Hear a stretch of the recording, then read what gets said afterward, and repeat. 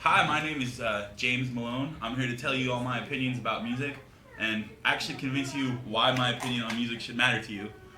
Mostly, I guess, start by telling you what music meant to me when I was a kid. You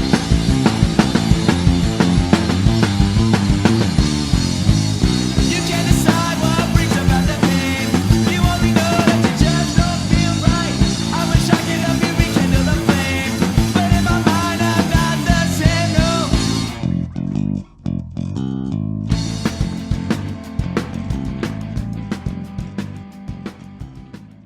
My earliest memory of music is actually my old man used to play guitar, and I would sit there and listen to him. He would sing a lot of Donovan, and my mom was actually a really big fan of Barry Manilow. I hate Barry Manilow. He's an asshole, but I could identify all his like album covers, all of that stuff.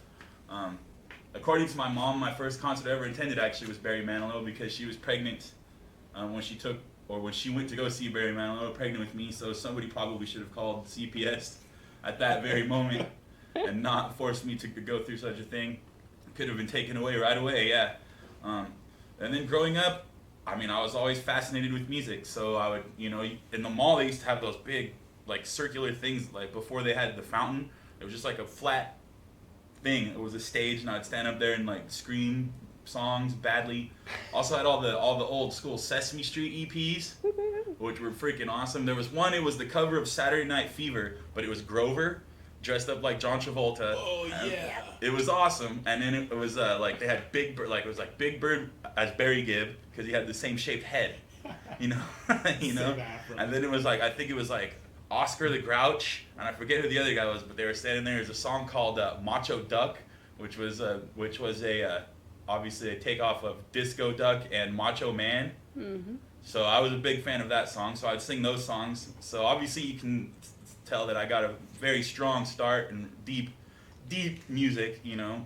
What about once you hit your teen years? How did music start to affect you then? When I was a teenager, I really thought it would be a great idea to be in a band, and I was in a band that I won't name. And it turns out being in a band is not such a good idea because I really like performing, but I actually hate practicing.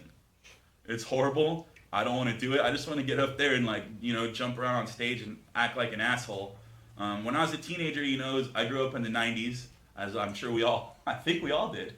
Yeah. So obviously I was a fan of the grunge thing. Although I find a lot of that music fairly annoying now. For example, we were discussing Dave Grohl the other day. I find that guy increasingly objectionable with each passing day. Can he ever say no to anything? Is my question. If I was actually asked Dave Grohl if he could ever say no to anything, he would say yes to that question, which would cause like a time paradox, like actually. So, and then we would be in a lot of trouble because, Dave Grohl saying yes to a question. I'd like to think that he'd sing the lyrics to Everlong to you when you ask. That's exactly what he would do with his camel face. Man, Camel beard. that guy's something else. When I was a teenager, I enjoyed music a lot more. But like I said, I hate practicing. I used to be more dedicated to practice, and as time has gone on, I learned that I hate practicing more and more actually. So.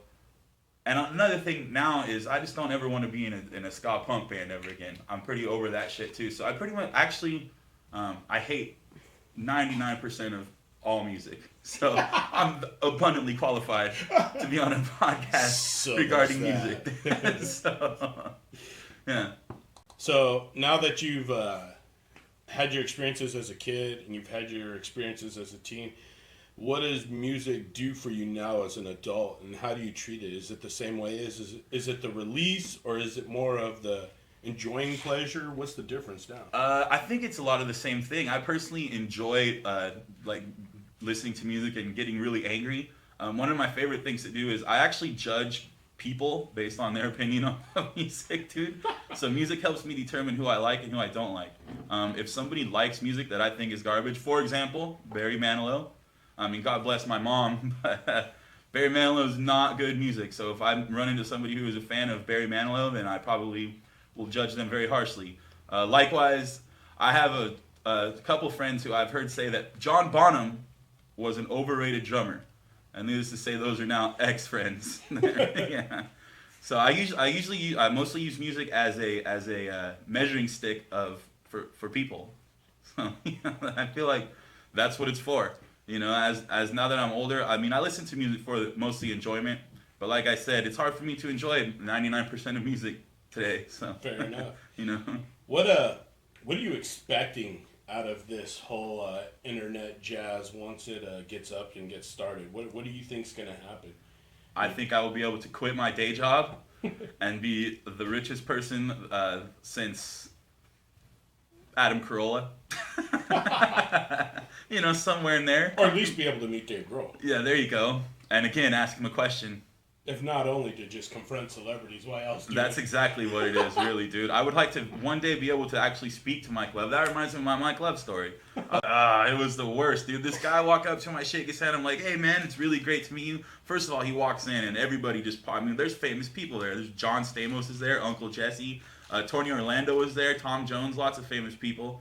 And Mike Love walks in, and I walk up to him, and, everybody's just like, hey, look, it's Mike Love. First of all, this guy had to be ridiculously fashionably late to the party because his band was playing a show in Reading or something like that. So he showed up late to this party, and everybody sees him. And they're like, "Look, it's him." So I'm like, I'm just about drunk enough, so I'm gonna go talk to this guy, and I'm gonna ask, just tell him, "Hey, man, thanks for the music that you put into the world. I really appreciate it." In the back of my mind, thinking like, you gruesome son of a bitch. Like, why can't, why don't, you can't, and he's wearing his Beach Boys hat too, which I'm like, that's funny because there's only one Beach Boy in your band, and it's you. So shouldn't it say Beach Boy on your hat? Or with a Z? Yeah, right, because he's from the streets, he's hard, he's Mike Love.